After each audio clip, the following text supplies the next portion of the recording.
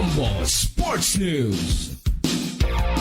Sa ating sports balita mga kabombo, palarong pambansa boxer gold medalist na si Mark Davidson Veloso napabagsak ang kalaban sa unang round sa naging laban punto sa Manila Meet. Update po tayo mga kabombo sa pamagitan po ng Bombo Radio o ng Star FM Manila.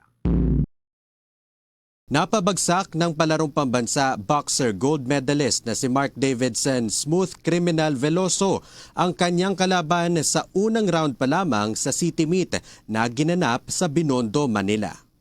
Matatandaan na napabagsak rin ni Veloso sa round 1 ang kanyang kalaban sa palarong pambansa noong nakaraang taon upang makuha ang gintong medalya. Sa naging eksklusibong panayam ng 102.7 Star FM Manila sa batang atleta, ikinuwento nito ang paghahanda na kanyang ginagawa para sa kanyang mga laban.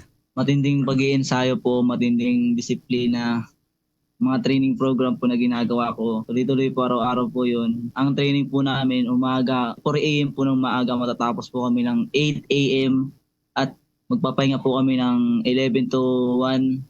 Pag-training po ulit kami 4 to 8 ng gabi. Kaya matindi po talaga. Dagdag pa rito, ibinahagi ng tinaguriang Smooth Criminal ang kanyang mga pangarap sa boxing at ang pasasalamat na rin nito sa mga sumusuporta sa kanya.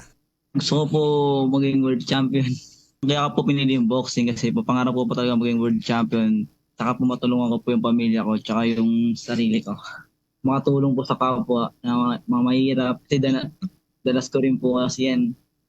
Tsaka para makapagtapos po ng pag-aaral. Nagpapasalamat ako sa mga naniniwala sa akin. Dahil sa tagumpay sa City Meet, nakatakdang lumaban muli ang palarong pambansa boxer gold medalist na si Veloso sa Regional Athletic Meet 2025.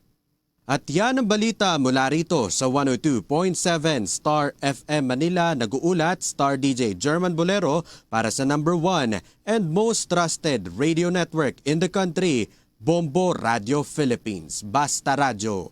Bombo!